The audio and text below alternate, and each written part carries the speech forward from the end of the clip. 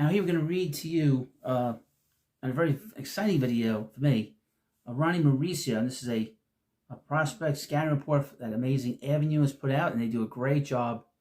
And as I do this video, Ronny Mauricio is beginning to participate in baseball activity in Port St. Lucie. So we get another week. We got pitchers and catchers, and then a couple days after that, we're going to have the position players. But he's already down there, and he's finally getting on the baseball field, and that's great.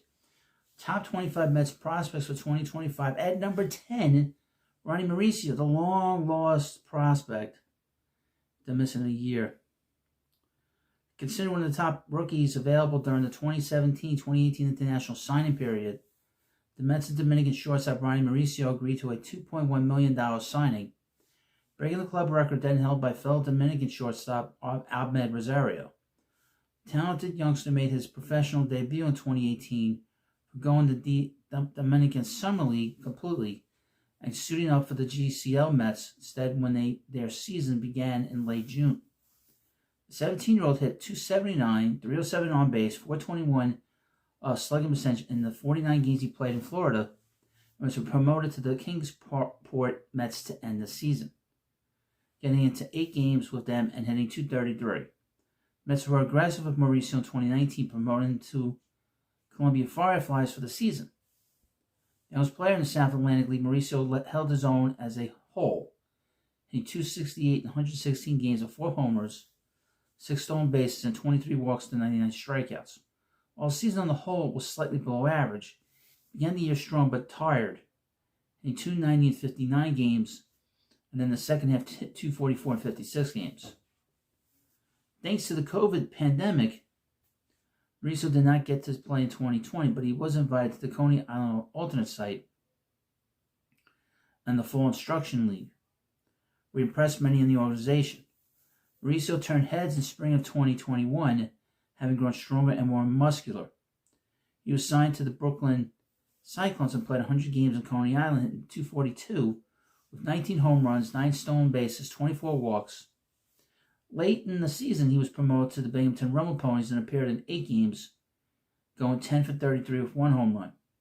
The 21-year-old began the 2022 season in Binghamton, played the entire season there, hitting .259, 123 games with a team-leading 26 homers, team-leading 20 stolen bases. While the numbers were underwhelming on a surface level, his offensive contributions were slightly above league average, thanks to his power output. Promoted to AAA Syracuse for the 23 season, Mauricio hit .292 in 116 games, hitting 23 homers, stealing 24 bases, and drawing 35 walks. While the numbers popped due to the high level of offense in the International League in 23, he only had a slightly above average 108 WRC+. In September, the Mets promoted him to the major leagues. In his very first at bat, he laced a double into right field that was clocked with an exit velocity of 117.3 miles per hour, the hardest ball any Mets player hit all season. He certainly hit the ground running, but his bat cooled after a few weeks of play, and he ended up hitting .248 in 22 games with 2 homers, 7 stolen bases. After the season ended, Mauricio went to go play for Tigre de Lice, the Dominican Winter League team that he played for in the prior offseason, won MVP honors after hitting .287 in 46 games with 5 home runs. Mauricio went against organizational wishes for him to refrain from playing there, citing the need to make the money Lice would be paying him, as the majority of his initial signing bonus was kept from him by his agent and family members controlling his finances at the time. He got off to another hot start, hitting .441 in 8 games, but tore the ACL after taking a handful of running steps to steal second, but then stopped and hitting the brakes. He missed the entire 2024 season recovering from the surgery. While he should be fully healed and healthy sometime in 25, having worked on strengthening the muscles around his knee, he will have gone months of swinging a bat, as the process of swinging would require him to excess pressure on and rotate his surgery-repaired knee. Mauricio stands tall and open at the plate, holding his hands high and wrapping his bat behind his head. He swings with a moderate leg kick, using a long levered swing that utilizes an efficient bat path through the zone and a loose finish. A switch hitter, he has consistently been better from his left side than his right. Mauricio has a propensity to swing at bad pitches owing to his aggressive approach to the plate and a poorly developed eye for spin. When he is able to make solid contact, his above-average bat speed and natural strength allow him to punish balls, but his approach and struggles to recognize spin have led to too many weak grounders or pop-ups.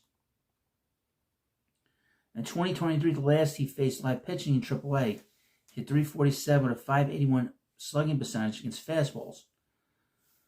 Against AAA changeups, he hit .260. Against AAA sliders, he hit .235. Defensively, Mauricio has all the tools to play an above-average shortstop. He reads the ball off the bat well and has a quick first step. As a result, soft hands, a quick transfer, and a plus arm. Prior to his 2021 physical growth, he only occasionally suffered from defensive yips. But since returning to the field much more filled in, his defensive actions have become a bit more problematic. His strong arm will mask many deficiencies, but continued loss of agility and range may eventually force him to third base.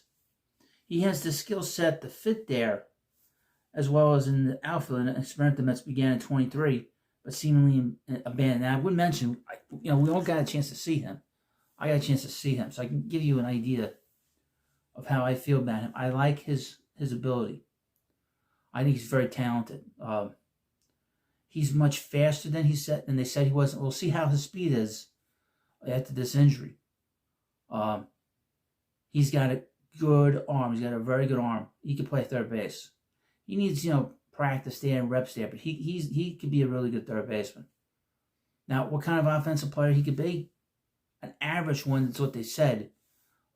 His projections, and that's what it was when he came up. But he's very talented. He needs to sort of harness that aggressiveness.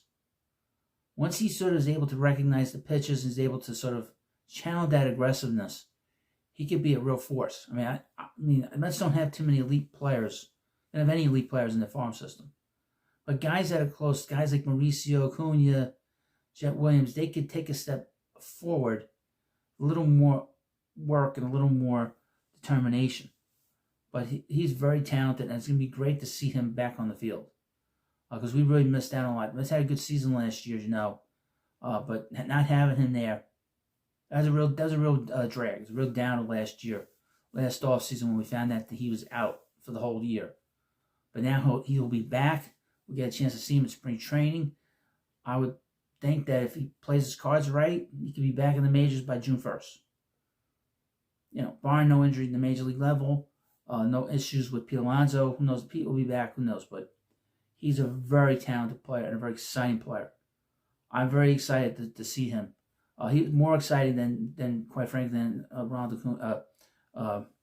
Luis Angel Acuna. To be honest with you, he's a very exciting player. He's got a lot going for him. So thank you for watching this video, and of course, please subscribe to Prospect Hut, and I'll see you later.